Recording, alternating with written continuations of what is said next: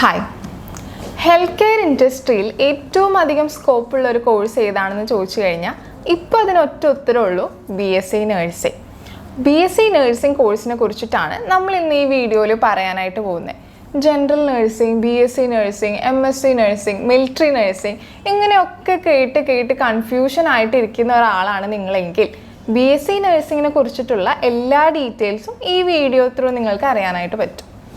BSc nursing എന്ന് പറയുന്നത് ഒരു അണ്ടർ ഗ്രാജുവേറ്റ് പ്രോഗ്രാമാണ്. BScയിൽ വരുന്ന ഒരു ഡിഗ്രി കോഴ്സാണ്.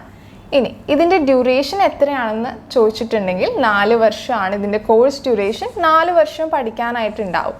ഇനി ആർക്കൊക്കെ ഈ കോഴ്സിന് അഡ്മിഷൻ എടുക്കാം? ഇതിൻ്റെ എലിജിബിലിറ്റി എന്താണ്?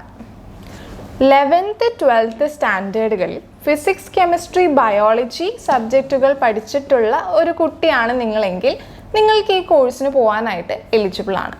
അതായത് +2 സയൻസ് സ്ട്രീം എടുത്ത ഒരാളാണ് നിങ്ങളെങ്കിൽ നിങ്ങൾക്ക് ഈ കോഴ്സിന് ജോയിൻ ചെയ്യാം.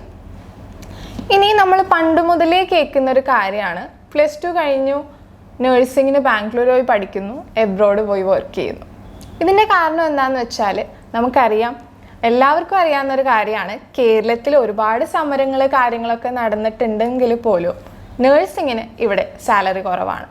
അതുകൊണ്ടിട്ടാണ് കൂടുതൽ കുട്ടികളും എബ്രോഡിലോട്ട് മൈഗ്രേറ്റ് ചെയ്ത് അവിടെ വർക്ക് ചെയ്യുന്നത്. ഇനി ഇവിടെ നമ്മൾക്ക് ഇന്ത്യയിലാണെന്നുണ്ടെങ്കിൽ നേഴ്സായിട്ട് വർക്ക് ചെയ്യുന്നത് മാത്രമാണ് ഓപ്ഷൻ, അല്ലെങ്കിൽ ഓൾഡ് ഏജ് ഹോംസിലൊക്കെ വർക്ക് ചെയ്യാം. പക്ഷേ ഇന്ത്യക്ക് പുറത്ത് പോകുന്ന സ്റ്റുഡൻസിന് വേരിയസ് ഓപ്പർച്യൂണിറ്റീസ് ആണ് വരുന്നത്. ഇന്ത്യയിലെ പോലെയല്ല എബ്രോഡ് ഒരു കൺട്രിയിൽ പോയിട്ട് നമ്മൾ അവിടുത്തെ ഹെൽത്ത് കെയർ ഇൻഡസ്ട്രിയിൽ BSc നഴ്സിംഗ് കഴിഞ്ഞ ഒരാൾക്ക് ജോലി കിട്ടുന്നത്.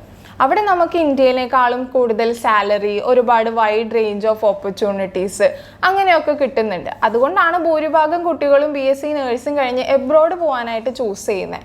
അപ്പോൾ എവിടെ പഠിക്കണം? ഇപ്പോൾ ഇന്ത്യയിൽ തന്നെ നമ്മൾക്കൊരു നേഴ്സായിട്ട് വർക്ക് ചെയ്യണോ അല്ലെങ്കിൽ എബ്രോഡ് പോയി വർക്ക് ചെയ്യണോ, അതൊക്കെ അപ് ടു യു, നിങ്ങൾക്ക് തീരുമാനിക്കാം.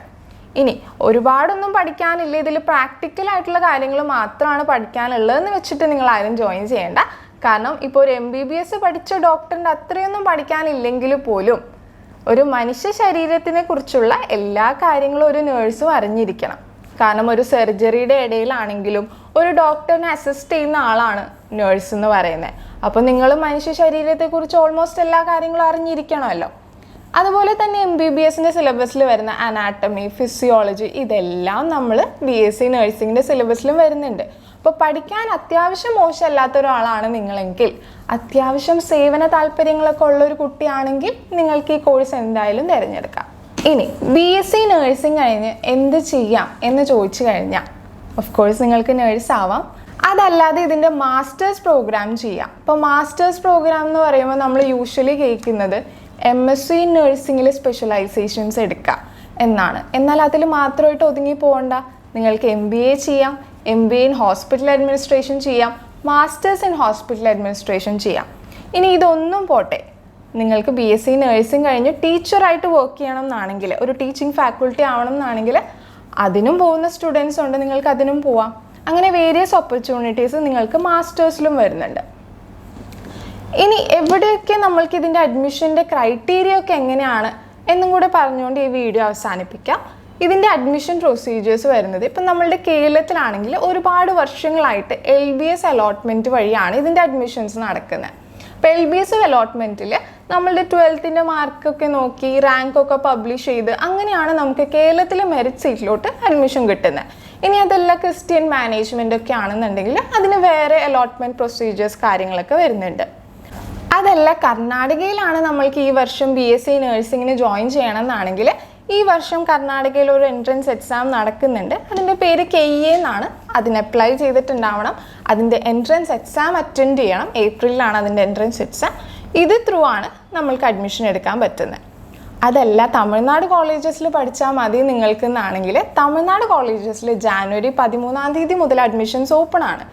ഏത് കോളേജ് ആണെങ്കിലും ആ കോളേജിൻ്റെ എലിജിബിലിറ്റി ക്രൈറ്റീരിയ ഒക്കെ മീറ്റ് ചെയ്യുന്നുണ്ട് നിങ്ങളുടെ മാർക്സ് എന്നാണെങ്കിൽ നിങ്ങൾക്ക് ഡയറക്റ്റ് അഡ്മിഷൻ എടുക്കാം.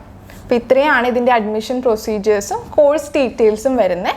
ഇനി ഏത് കോളേജിൽ നിങ്ങൾക്ക് നിങ്ങളുടെ താല്പര്യം അനുസരിച്ചിട്ട് നിങ്ങളുടെ ഒരു മാർക്കൊക്കെ വെച്ച് ഏത് കോളേജിൽ നിങ്ങൾക്ക് അഡ്മിഷൻ കിട്ടും, ഏത് കോളേജ് സെലക്ട് ചെയ്യണം, അങ്ങനെയൊക്കെ അറിയാനായിട്ട് താഴെ കാണുന്ന നമ്പറിൽ വിളിച്ചോളൂ. നമ്മളുടെ ബെസ്റ്റ് കരിയർ കൗൺസിലേഴ്സായിട്ട് സംസാരിക്കും, അഡ്മിഷൻ എടുക്കും. EduWorld.